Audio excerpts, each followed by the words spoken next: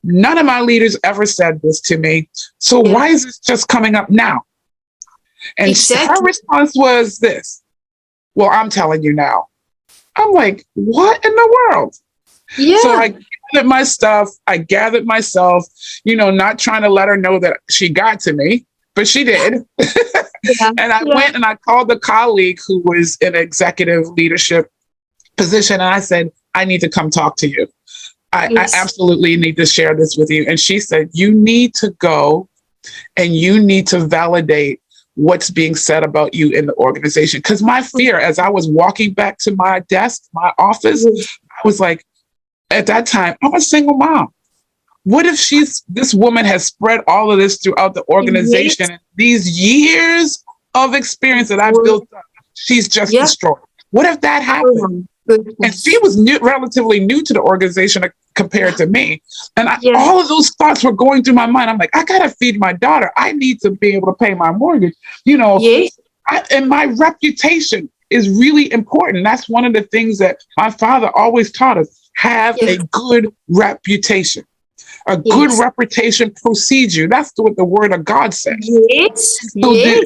Now to be here and have somebody come in and just wipe it away with, long story short, she said, go find out. So I went to talk to a couple of other leaders who are men. So this is not just a women's thing. And they said, so you can have allies who are men. You can have allies who are not the same color as you, not the same race. And so I went to 2 gentlemen and I shared the experience. And one of them said, you need to get out of that area. And he helped me. He said, I'll help you and things like that. Another gentleman said, Yvette, I know what you can do. I know that you execute it well. You just need to be visible because I don't know what you've been doing in the last couple of years, because the charge to us was let your staff be seen because the organization is too dependent on your experience. So I say all that to say, no matter what trauma you've experienced in the corporate world, you can work your way back to confidence, value, and worth. And sometimes you need somebody to help you do that. And that's what I do. Absolutely. I love that. And God is our vindicator. Absolutely. God vindicates us because there are so many people in the corporate world that are backstabbers. I've seen what you've described. I've seen with my own 2 eyes. I've been through it. Sometimes everything is going fine until one new person joins the team, and then suddenly nothing you do is right. And you are, they climb into your character. Right. They don't say something in a nice manner. They climb into your personhood, and that is really what's breaking people down. So I am so delighted to hear of your work, the things that you are doing, because I know that, there's a lot of people that need to be ministered to in this manner. You empower people, you give them options. Yeah. How do you perceive individuals should go about decision making? Because sometimes they think there's only one solution to a problem. And I keep telling people in the corporate world, and I keep preaching it from the pulpit, there's never just one solution to a problem. So how do you think people should go about decision making? First of all, don't do it alone. Yes. Too often we think, I'm the leader, I'm in charge, I've got to make this decision. You do. You own the end result. But feeding that decision with information that is meaningful. I have a really good colleague, friend, and sister. She's also a believer. She gives people information, even if it's something that she knows they're not going to like to hear, but she makes sure that they're going to make an informed decision. So you want to make sure as a leader, you're making an informed decision and getting the word and getting understanding and feedback from people around you, people who are in the space that's going to be impacted by the decision you make, is not a weakness.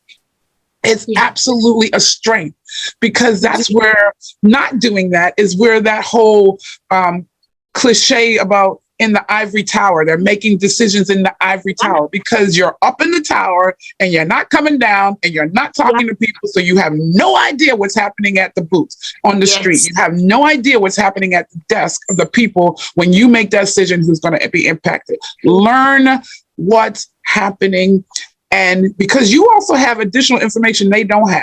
Now balance what you learn with the information that you have, and you still are in the seat of power where you can make the final decision, but now making an informed decision and not just, what you think, or in the ears of what your peers, other executives who are at that higher upper echelon level, who are talking and their ideas. Make an informed decision. And that might mean go have coffee with somebody that you don't normally have coffee with, or just stop by their desk, or, hey, let's have a conversation, or say, I just want to bounce this off of you.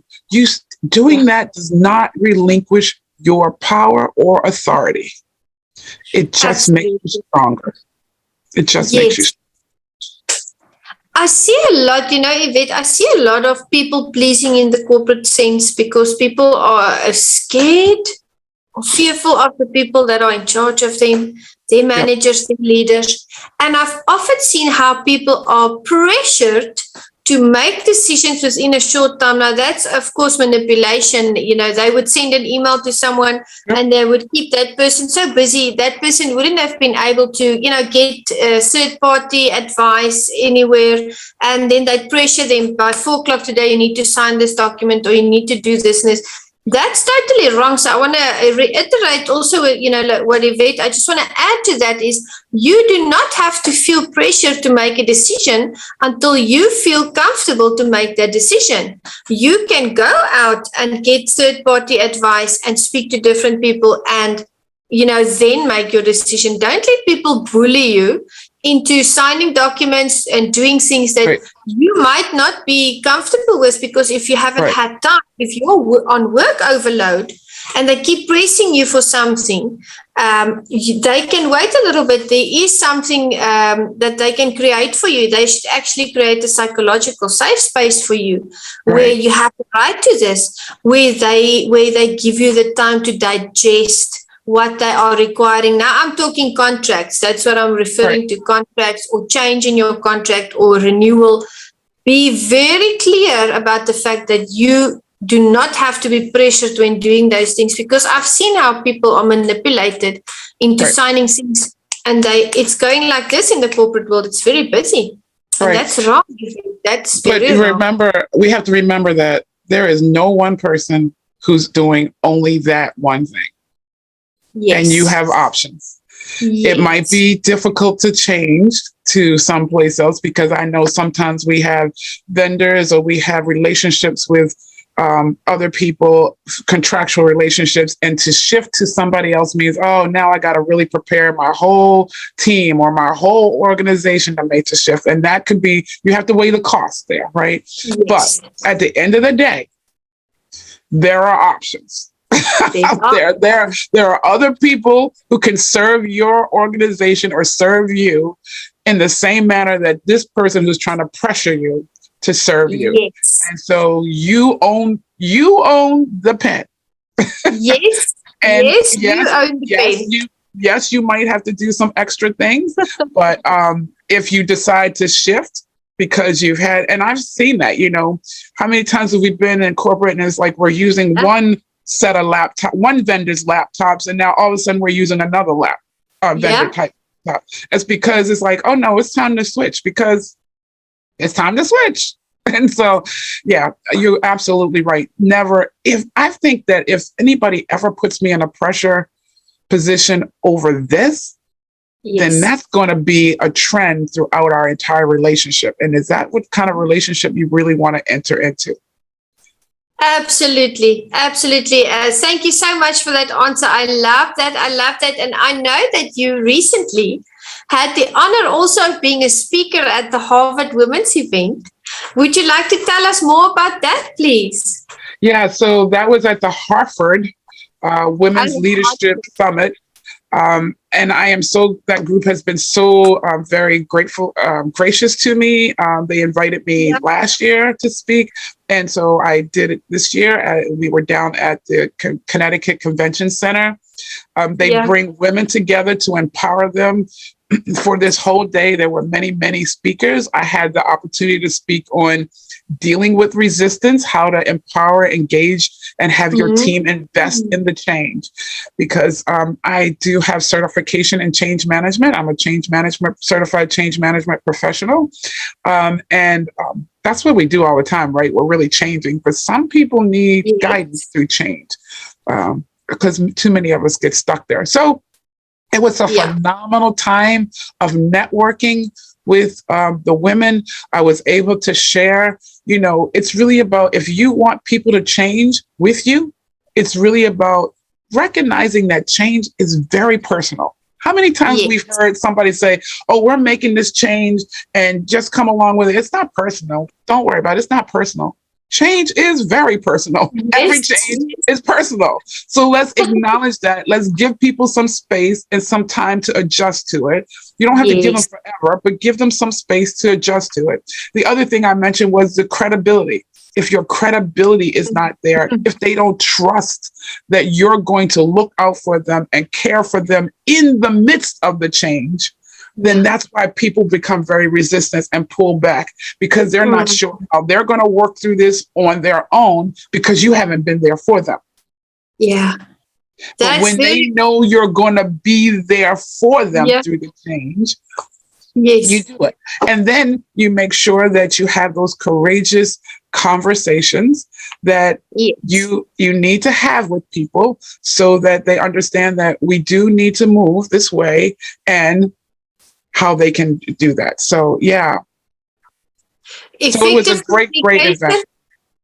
Yeah, I'm happy to hear that. And there's a difference. I did a live the other day where I explained what's the difference between communication and effective communication. And I realized that you are an effective communicator. And I want to tell everyone online with us that it's a pleasure that when you effectively communicate the vision and the mission, your heart, the compassion that you have, the love and the acceptance that you bring, you will have a hassle-free team, a hassle-free environment, because people just want to know what to expect. It's human nature. And if you make that plain and clear, you've won half of the battle. Right. And being transparent in those moments when this is not going to really feel so good, or this is not going to really fare so well for some. Just be honest, just be transparent, and try and help people who are going to be impacted as much as you can. That doesn't mean you have to go to the end of the earth for everyone, because there's only so much help you can do within your sphere of influence sometimes. But let people know that you're there for them, even in the hard times. Yeah. Love that. Absolutely love that. And you have a podcast. I do. We'd love to know, how did the podcast start? What's the focus of the podcast? Give us some more details. We would love to learn more. Yeah, so as I was venturing and deciding that I was going to take my business, Destiny Speak, to another level, really bring it to the world, really defining it and getting into that, refining my niche, I realized that's where I am today, right? That's why I can say, this is who I am. This is what my mission is, right? And so I had a business coach who said, you need to do a podcast. And I said yes, and came up with the name Company Culture with Yvette C Owens. She recommended that because that's really what I'm talking about. It's really, and people say, oh, culture is hard to change. It is if you don't want to. Mm-hmm. I like that. If you don't want to change, it's going to be hard. Yeah. If you want to change, it takes effort. It takes intentionality. It takes reinforcement. But when you want to change, especially if you're that visionary, then it is absolutely possible to change. Because as you just said, Juanita, communicate. Yes. Hey, this is where we're going. This is why we're going here. Here's how we're going to do it. What are you seeing? that we also need to incorporate as we're transitioning, getting them engaged and moving them. And so I talk about on company culture, things that I see that are not so good and things that I see that are good. And then I give people points on how they can make the difference and get to a healthy place. So like, yes, as every Thursday morning at 7:30. So yesterday I talked about ain't got time to die. And the reason I was talking about that TIME was in capital letters is because we waste so much time. And it was not about the basic time management. It was about, the 4 points I stressed was quality, efficiency, balance, and repurpose. Are you very conscious of every moment? Because every moment is a gift. Amen. And I love that. Gift, are you using it quality? Are you being quality about it? Having quality in that time? Are you being efficient? Are you balanced? Because it's not just about go. I need to do that, right? It's not about quantity. It's about quality and efficiency. And that balance piece comes because when you give yourself time to restore, to regenerate, to refresh, again, that worship time or even just quiet time, that's still time that's being very mindful.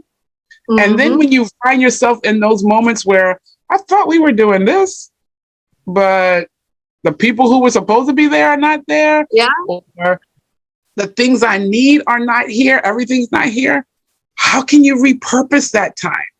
Yes. To make it something else. Don't say, oh, well, that was a waste of time. You have the power to repurpose that time to be something. Never let a moment go by and be nothing. Absolutely. I love that. I agree with that. And here at Meticulous Moments, we value every moment of leadership discussion, and it's all for community upliftment through leadership development. And Yvette, I was thinking something as you were speaking. As pastors, we learn how to read situations, and we also learn how to read people. Right. And we read between the lines what's not being said. Because it's something that God just gives us, that intuition. The Holy Spirit guides us to be able to do that.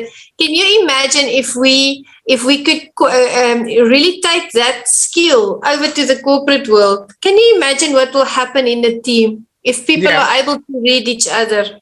Yeah, it's called discernment, right? It's called discernment, right?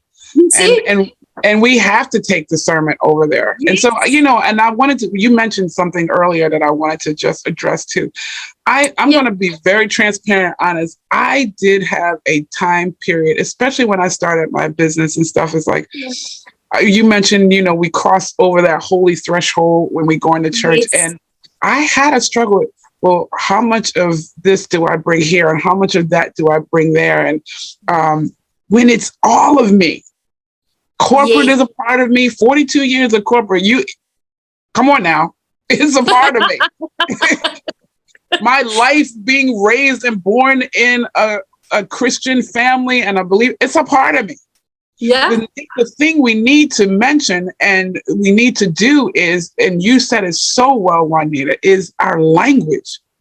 How do I articulate what I need to do and say and help people in this environment and be effective, and in this environment and be effective?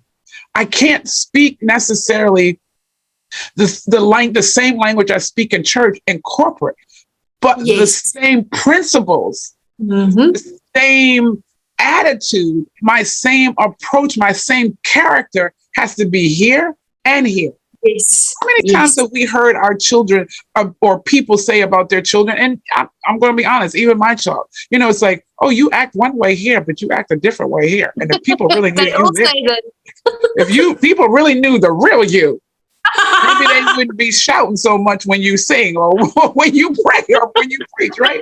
And so it's like that character, which is why I'm doing that event in October, but that character, our character has to be such reputable character, regardless of what environment I'm in, so that we are our best selves and other people can be their best selves. Yes.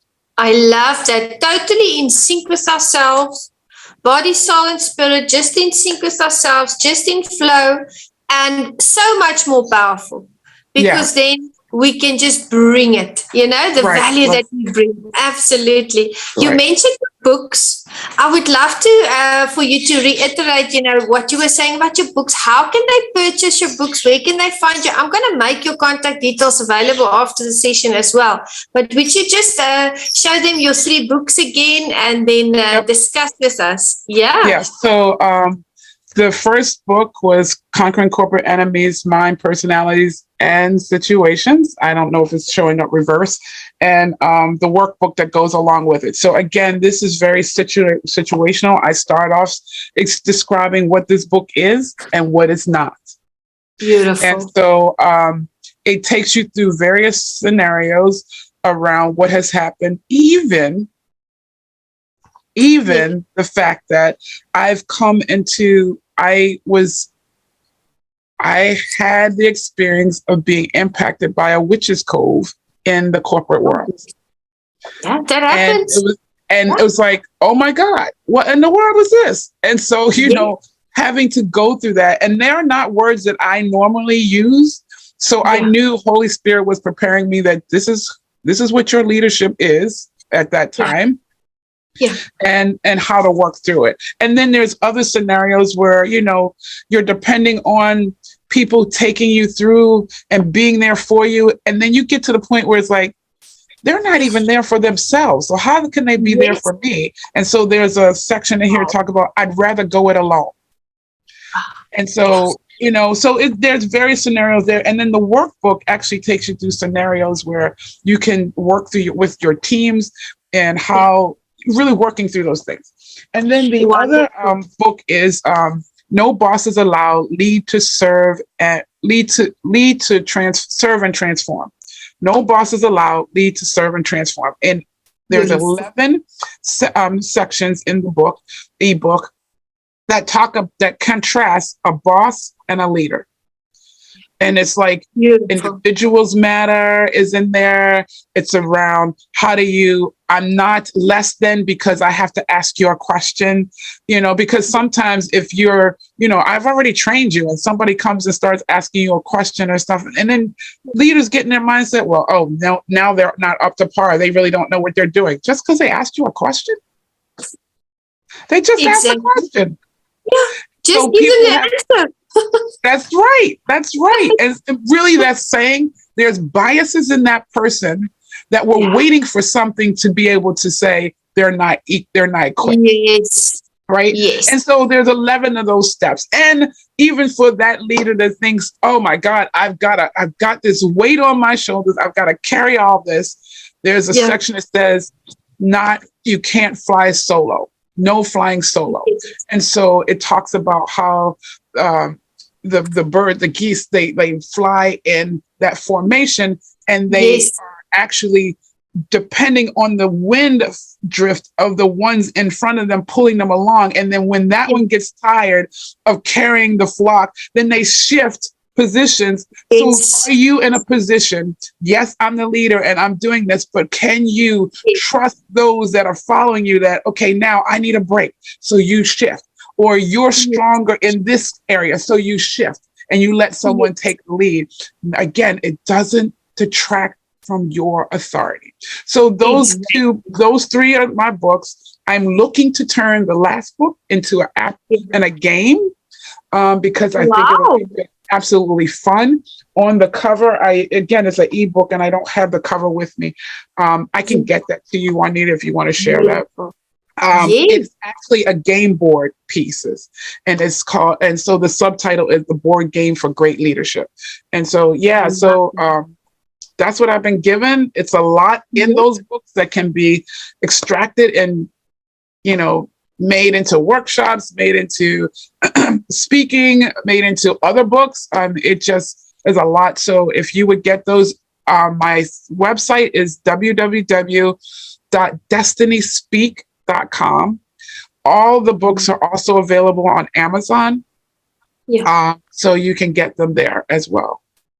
Amazing, amazing. It keeps on giving, like you said.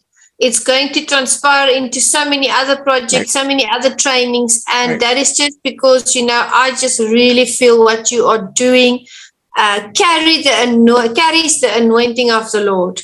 With God, there's always this new surprise. With God, there's always new information. With God, there's always refreshment to our spirit and our soul. And, you were speaking about how when they fly in that formation, they switch when they get tired. And I always tell the youngsters, and we spoke about kids briefly, because children think they are dependent on their parents, and then they go into the world and they work and they're going to be all independent. Right. But I always tell them they have to realize for the rest of their lives, there's a reason why there's a saying, no man is an island, because for the rest of their lives, they will have to, whether they like it or not, be interdependent.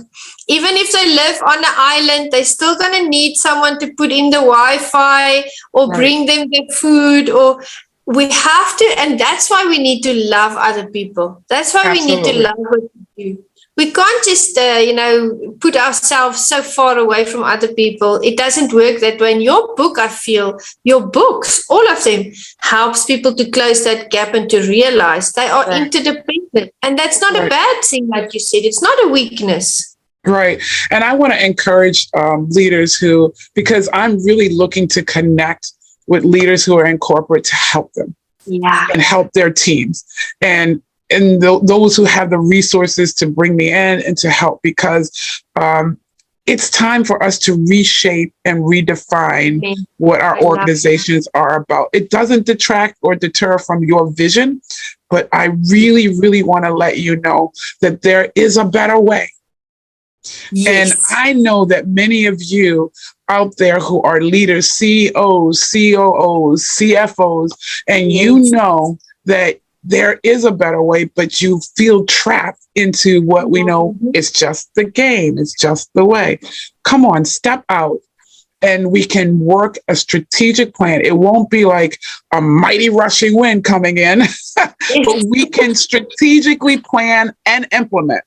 And I'm stressing that because I am not one who's about plan, talk, and we never do it. Come on now. That's just a waste of time. Yes. But we need to plan and execute. And if you're looking and you're ready for that refreshment to come into your organization, please connect with me, because I know there's people who are hurting in your organizations who are being silent. But when you bring that refreshing, they will come alive and you're going to reap the benefits of it. Absolutely. It's going to be a win-win situation. Stand together and break that silence. I agree with you. And I know you have a lovely upcoming event in October. Would you like to share that with the audience? Yeah. So it's called Power Pure Pursuit, the experience. And so it's really where I'm going to bring people in a room, and they're going to, you've heard of like speed networking and things like that, where we're going to have different situations, and they're going to be able to work through those situations as if they were in leadership, or as if they're that individual contributor who now has to exercise and release their voice so that they can contribute to the decisions, as we were saying before. So because leaders don't need yes people around them. They don't need the people to say, you say, okay, we're going to go left. They say, yes. And then you say, we're going to go right. And they say, yes. But left is going to run into a brick wall and right is going to run into the water. And we just should go straight. So it's an experience where people, because I had an event in July, which was the Seat of Power. And now we're taking it up a notch. And now it's called the Power Pursuit. Power Pure Pursuit. Yes, you should be you can be powerful, but are you power pure? And if you're going to be power pure, you're going to transform the world around you. And I mean the world around you, because when you impact one person in a positive light, you impact the world. And so we're going to get people in a room. They're going to be able to work through these things together. There's food involved. Good. So if Yeah. you're interested in that and you're in this region, New England region, and you want to get there on October 21st at 6:30, connect with me. I will absolutely love getting you the information because we're going to have a fantastic time empowering people, helping them to release their voice, helping people who are already leaders to take it up a notch and be able to lay some of that stuff behind that is not so good. Beautiful. Beautiful, beautiful. I see that it's going to be so powerful, and it's also going to be a time of fellowship. And that's what people really enjoy. And, you were describing how you're going to take, yes, they are powerful, they have the experience, they have the whole skill set, but you're going to really help them to recalibrate that power so that they are power pure and that they become, even better than they were before. I think that's just amazing. I love the name. I really love the name of the event. It's awesome. Yeah, it came from Holy Spirit, for real. I was driving and I was like, okay, I got to come up with a name for this. I got to come up with a name for this. And I was like, powerful this, powerful that. And he was like, power pure. And I'm like, I like that. That's cool. So we're going to go power pure. Power pure pursuit. Right? His ideas are always much better. Always. Amen. I agree. Tell me, Yvette, what is your favorite activity as a leader? As a leader, my favorite activity is really collaborating. I really love collaborating. And it's not because I don't think I could do it on my own, but I know when you get more voices to a situation and a scenario, it's going to be even greater. Because I believe in the greatness in the people around me, even if they don't. Yes. I just do. Beautiful. And so the collaboration allows me to hear what they're thinking. When I have teams, and my first thing when I'm assigned to a team, I say, okay, you're at this table for a reason. Yes. So I'm depending on you to bring it in your expertise. And so you might be used to serving in your expertise, but not having a voice, not bringing what you see to the table. But I'm depending on you in your area of expertise to bring to me what you see from your perspective, because that's when we become great. And so that collaboration for me is absolutely wonderful. And to your point, it allows us to have fellowship with people. It's not always about business. In my earlier career, I was accused of doing that. It's like one of my leaders said, Yvette, you just come in, you got the answers, you already been down that road, and you just like, okay, this is what we're going to do. And it's like, instead of just allowing people to get there. And so I appreciate that feedback. And I now not just now, but I now really appreciate collaboration, because that's when we get there together. Absolutely. I have an eyesight and I can set the vision and direction setting. And that's what I do. But filling in the middle is where collaboration really helps, so that key result that I'm expecting to get, that objective, that OKR that I'm expecting to get to, is going to be phenomenal. And I give credit to the people who help contribute to it. So that's another thing about collaboration. It allows me to lift other people around me and say, this was just not me. It's this team. Yes. Beautiful. I love that. I love that you're a phenomenal leader. You're definitely a team player. That's what we need. You empower people. You as you rise, you lift. And I know you have the books. And I know you have the event, and I want to ask, is there anything else that you are busy formulating? What is next for you? What are you thinking to do maybe next year? What do you perceive? So as we grow in our areas of expertise and things like that, we should always look to expand. And I feel like if I share too much about all that I do, people are like, well, how can you really be effective in all of those? Yeah. If God gives you the grace to do it all, if he's put it on your plate, because trust me, I've said, God, we got all this on this plate. Is there something you want me to let go? And a lot of times, like, No, that's what I mean. So my focus now is taking my speaking to corporate, taking my speaking to universities and colleges, because Juanita, think about it.